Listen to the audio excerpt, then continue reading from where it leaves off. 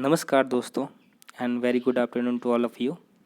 आज से हम अपनी नई क्लास स्टार्ट करने जा रहे हैं, इंग्लिश की क्लास, अंग्रेजी का नया कोर्स, जिसके अंदर मैं आपको डेली इंग्लिश की 5 न्यू वोकैब्स बताऊंगा, जो कि आपकी इंग्लिश कम्युनिकेशन स्किल्स को सुधारने के लिए बहुत ही ज़रूरी है। क्योंकि without content you can't do anything. If you have content then you can easily use that. अगर आपके पास वोकैब नहीं है तो वोकैब के बिना आप कोई भी लैंग्वेज नहीं बोल सकते। जैसे हिंदी के अंदर आपके पास शब्द नहीं है तो शब्दों से आप ना वाक्य बना सकते हो। वाक्य नहीं बना सकते तो आप अपनी अंदर की जो भावनाएं हैं दूसरे के सामने प्रस्तुत नहीं कर सकते हैं। भाषा एक दूसरे को जोड़ने का एक माध्यम है। आजकल की जो इंग्लिश लैंग्वेज है वो एक ग्लोबल लैंग्वेज बन चुकी है। तो आज से हम स्टार्ट करेंगे इंग्लिश का नया कोर्स, जिसके अंदर मैं आपको रोज़ के 5 न्यू वर्ड दूंगा विद न्यूमेरिक्स टेक्निक, और गारंटी देता हूँ अगर आप इस वीडियो को देखते हो तो पाँचों के पाँचों वर्ड मैं आपको इसी वीडियो को देखते देखते याद करवा दूंगा। मेरा नाम है नवनीत जांगीड़ और मेरे चैनल का नाम है कॉन्सेप्ट क्लासेस। चलिए शुरू करते हैं आज की क्लास। बड़े ध्यान से देखना, बड़ा मज़ा आएगा इस क्लास के अंदर। बहुत ही फ़नी तरीके से हम पढ़ेंगे, क्लास को एंजॉय करके पढ़ेंगे एकदम। तो वोकेबलरी पावर है build your English speaking skill. आपकी इंग्लिश स्पीकिंग स्किल्स को बिल्ड करने के लिए वोकैब पावर वेरी एसेंशियल। आपकी वोकैब अच्छी होगी तो आप अच्छे तरीके से अपने आप को एक्सप्रेस कर पाओगे। कई बार ऐसा होता है ना, हम स्टक हो जाते हैं कि हमें बोलना क्या है, because we are lacking the exact vocabs for that particular situation. So here is now I am your friend and going to share with you the vocabs. Now start. The first vocab is grandeur. Grandeur. Grandeur means होता है magnificent. Hindi में बोले तो शानदार। हिंदी में बोले तो शानदार, शानदार। अब इसका कीवर्ड है, याद करने का तरीका। कीवर्ड मतलब ग्रैंड। अब आपको एक इमेज यहाँ पे दिख रही है, ग्रैंड। ग्रैंड ग्रैंड मस्ती आप में से बहुत से बच्चों ने देखी होगी। ग्रैंड मस्ती मूवी बहुत ही शानदार थी। ग्रैंड मस्ती मूवी क्या थी? बहुत ही ग्रैंड्यूर थी। Grand Masti movie is a grandeur movie. Grand को ग्रैंड मस्ती मूवी से याद करेंगे। इस ग्रैंड्यूर वर्ड को याद करने का तरीका क्या हुआ? Grand Masti. Grand Masti movie is a grandeur movie. I hope ये मीनिंग और ये वर्ड आपको अच्छे से याद हो गया होगा। इसके सिनोनिम्स है मैग्निफिसेंट और स्प्लेंडर। Antonyms dullness, insignificant. इसका यूजेस है सेंटेंस के अंदर। His paintings capture the beauty and grandeur of the landscape. मतलब उसकी जो पेंटिंग है वो अपने आप में समाहित कर रखी है जो भी लैंडस्केप है, उस भूस्खलन जिसके अंदर वो भूआ करती उसने बनाई है, उसकी जो सुंदरता और उसकी मैग्निफिसेंस को अपने आप में समाहित किए हुए हैं। तो ग्रैंड्यूर, ग्रैंड मस्ती, ग्रैंड्यूर, ग्रैंड मस्ती अच्छे से आपको याद हो गई होगी ये वर्ड। नेक्स्ट वर्ड पे चलते हैं। नेक्स्ट वर्ड है अ ब्रिज। अ ब्रिज, अ ब्रिज, अ ब्रिज। अ ब्रिज का मतलब शॉर्टन, किसी चीज़ को छोटा करना, किसी चीज़ का संक्षिप्त रूप में लिखना।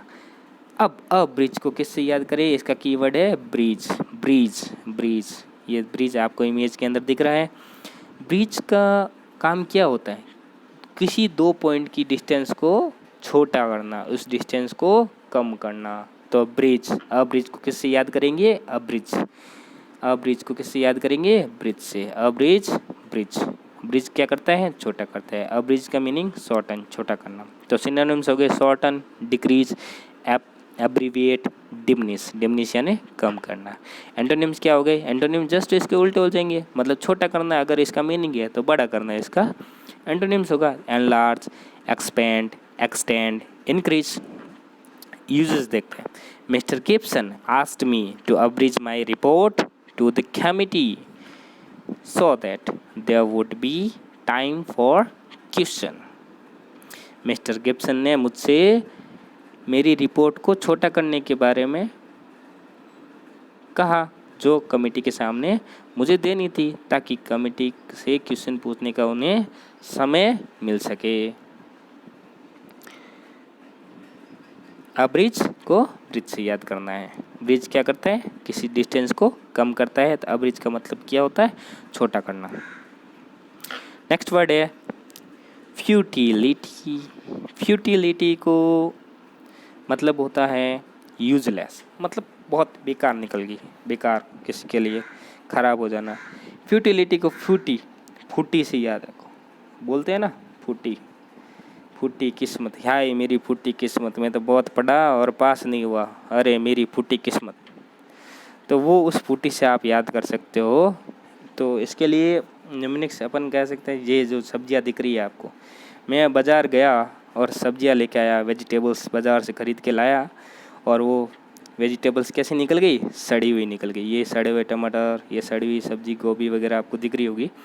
तो ये बाज़ार से मेहनत करके इस लॉकडाउन में जाके लेके आया और घर आके देखा तो ये सारी की सारी सड़ी निकल गई। तो मेरी फूटी किस्मत की ये सारी बेकार निकली, ये सारी यूजलेस है। अब मेरे लिए क्या है, फ्यूटिलिटी। तो सिनोनिम्स हो गए यूजलेस, यूजलेसनेस, और एंटोनिम्स हो गया यूजफुल, मतलब यूज करने लायक। Dean asked the question, uses है इसका, Dean asked the question before he remembered futility of such a query. I hope ये वर्ड याद हो गया आपको। फ्यूटिलिटी मतलब यूजलेस, फूटिलिटी फूटी किस्मत, फूटिलिटी फूटी किस्मत। नेक्स्ट वर्ड है पैलेटियल। पैलेटियल, पैलेटियल का मीन्स होता है मैग्निफिसेंट। जो अपने सबसे पहले वर्ड इसके अंदर किया था ग्रैंड्यूर, ग्रैंड्यूर का एक सिनोनिम्स कह सकते हैं अपन पैलेटियल। इसका मीनिंग भी होता है मैग्निफिसेंट, बहुत ही शानदार। पलट, कीवर्ड इसका लिया अपन ने पलट। ये आपने एक मूवी देखी होगी, ये इस हीरो को तो आप जानते होंगे, वरुण धवन, जिसमें इसने गाना गाया था, वो हीरोइन को देख के, पलट पलट तेरा ध्यान किधर है, तेरा हीरो इधर है।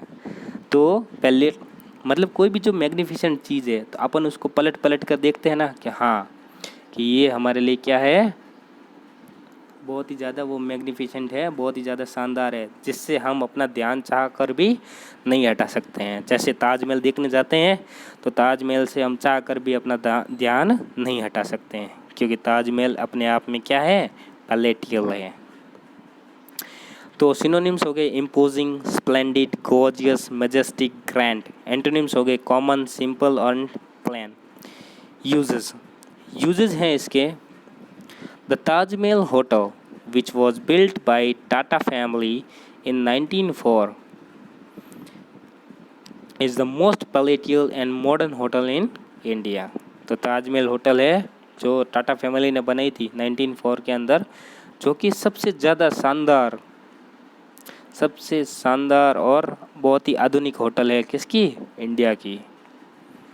पैलेटियल, पलट से। नेक्स्ट वर्ड है, लास्ट वर्ड है ओबेस।